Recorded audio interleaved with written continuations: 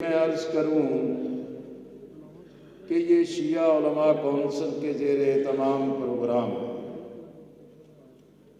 ہمیں ایک طویل مدت سے علامہ سید ساجد علی نقوی صاحب کے ساتھ کام کرنے کا موقع مل رہا ہے۔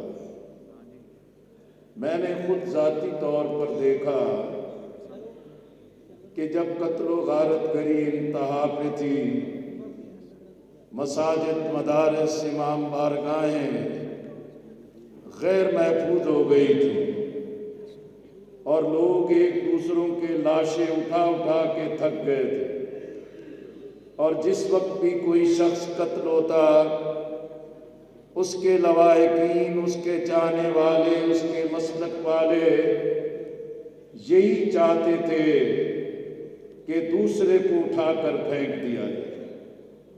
لیکن اس موقع پر بھی میں نے جنازوں میں دیکھا کہ علامہ سید ساجد علی نقوی صاحب نے سب کو صبر کی تلقین، اتحاد کی تلقین، برداشت کی تلقین، اور یہی پیغام دیا کہ ہمیں حقیقت میں اپنے عمل کے ساتھ اس امت کے لیے اتحاد کا ذریعہ بننا چاہیے۔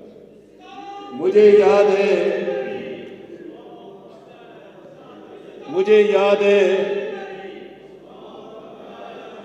1995 میں ملی یکجہتی کونسل بنی۔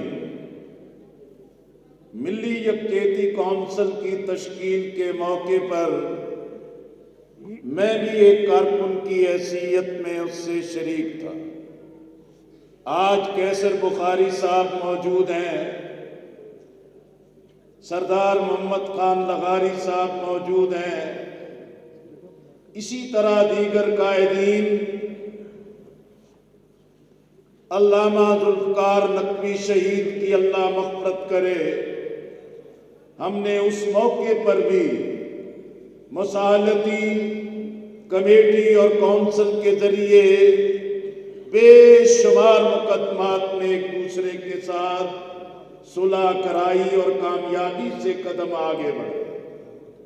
لیکن ایک مرحلہ طے ہوا کہ یہ جو لٹریچر ہے، یہ جو تقاریر ہیں، اور یہ جو مختلف خطیب حضرات دل آزاریاں کرتے ہیں، اس کے پہلے مرحلے میں ہم لٹریچر میں سے دل آزاری کی چیزوں کو نکالیں۔ قاضی حسین احمد رحمۃ اللہ علیہ کو حضرت علامہ شاہ احمد نورانی رحمۃ اللہ علیہ نے کمیٹی کا سربراہ بنایا۔ ہم بھی اس کے ممبر تھے، اور اس کمیٹی کے اجلاس میں اسلام آباد میں سپاہ صحابہ کی قیادت بھی موجود تھی، تحریک جعفریہ کی قیادت بھی موجود تھی، سپاہ محمد کی قیادت بھی موجود تھی۔ وہاں ذکر چلا کہ اہل سنت کے درمیان یہ سوال ہے کہ اہل تشیع قرآن کے 30 پاروں کو نہیں مانتے۔ اہل تشیع حضرت عائشہ رضی اللہ تعالیٰ عنہ کے بارے میں جو ایک الزام تھا اس کو دہراتے ہیں۔ قاضی حسین احمد رحمۃ اللہ علیہ نے کہا کہ میں ایران گیا ہوں، ایران کی قیادت سے ملا ہوں، ایران کے علماء سے ملا ہوں، اور انہوں نے کہا کہ قاضی صاحب یہ سارا الزام ہے، یہ بے بنیاد باتیں۔ اہل تشیع اسی قرآن اور 30 پاروں کے قرآن پہ یقین رکھتے ہیں۔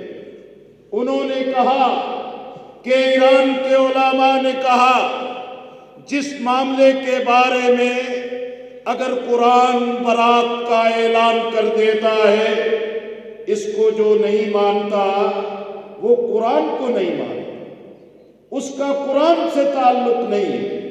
سپاہ صحابہ کی قیادت ابھر کے کھڑی ہو گئی کہ قاضی صاحب یہ مسئلہ ہی حل ہو گیا، وفد بنائیے، ہم ایران چلتے ہیں، ایران کی قیادت سے یہ معاملات ہم تحریر کی صورت میں لیتے ہیں تو مسئلہ حل ہو جائے۔